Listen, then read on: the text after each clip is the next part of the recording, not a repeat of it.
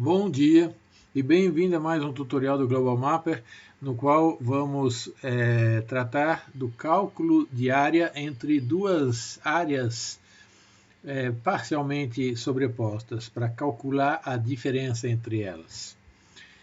Aqui, então, eu vou começar a fazer uma sequência completa com várias dicas.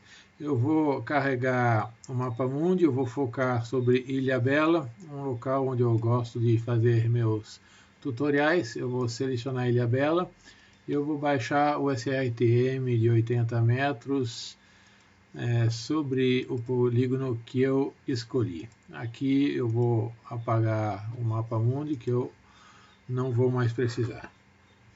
E aqui então eu vou fazer áreas de nível. Eu vou pedir para o software repartir a altimetria entre várias altitudes e fazer áreas, não curvas de nível, fazer áreas de nível. Então eu vou aqui em análise, gerar curvas de nível, eu vou colocar aqui áreas de nível de 300 metros, porque eu não preciso mais do que isso para fazer esse exemplo de processamento. Aqui eu vou desativar a localização de picos, eu vou gerar áreas de feições de área de nível, isso é muito importante, e acho que é basicamente isso. Eu clico em OK e eu tenho minhas áreas de nível.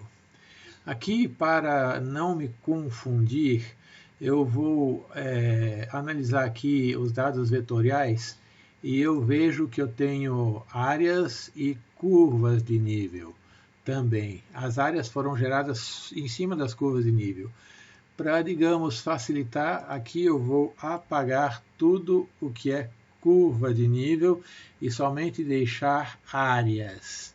Ok? Então eu seleciono na tabela aqui e eu apago as curvas de nível. Eu só tenho áreas de nível aqui, ok? Então simplifica bastante. Elas estavam todas aqui na mesma camada, foram 63 curvas de nível apagadas. Basicamente a metade do que tinha. E aqui, já que eu estou trabalhando com várias altitudes, né? Aqui eu estou em 300, aqui 600 e assim por diante. Eu vou desagrupar, eu vou separar aqui na camada, eu vou fazer uma divisão conforme o atributo elevação. E pronto. Aqui, veja bem, eu tenho várias áreas. Aqui as áreas de 1.200 metros para cima, aqui 900, aqui 600, 300 e 0. Aqui eu vou até tirar algumas para limpar, digamos, o meu cenário. Suponhamos que eu quero calcular a área aqui em amarelo, certo? É essa área aqui de 600 metros para cima. Então eu vou ter que recortar da área amarela as áreas marrons, ok? E é isso que eu vou fazer. Como as minhas camadas estão separadas, é muito fácil. Eu seleciono as áreas marrons, que são várias, são 9 feições, que eu seleciono direto aqui, mais fácil do que selecionar graficamente. Eu clico em qualquer lugar aqui da tela e eu vou nas funcionalidades, nas funções de recortar, combinar, dividir. Eu vou aqui cortar ilhas selecionadas de outra área, ou seja, vou adicionar ilhas. E eu vou cortar essa parte da parte amarela, porque assim eu vou ter a diferença, eu vou criar ilhas aqui, vazios, no polígono amarelo, e vou calcular o que sobra. Então eu indico aqui depois de ter falado para o software que eu quero cortar, a área mãe, quer dizer, de onde eu quero cortar. E eu indico a área amarela e ele me pede se eu quero apagar as feições. Claro que eu não quero apagar, porque eu vou, digamos, deixá-las para uso futuro. Eu clico em não. Então, as áreas cortadas estão aqui. E eu tenho aqui o polígono cortado, ok? Se eu tiro as áreas, as outras camadas, até o SRTM, eu tenho aqui a área que me interessa, ok? E então eu posso, com a ferramenta de informações, clicar em cima e eu tenho aqui a medição exata, o perímetro, a área, e tem 28 e poucos quilômetros quadrados de ilhas no interior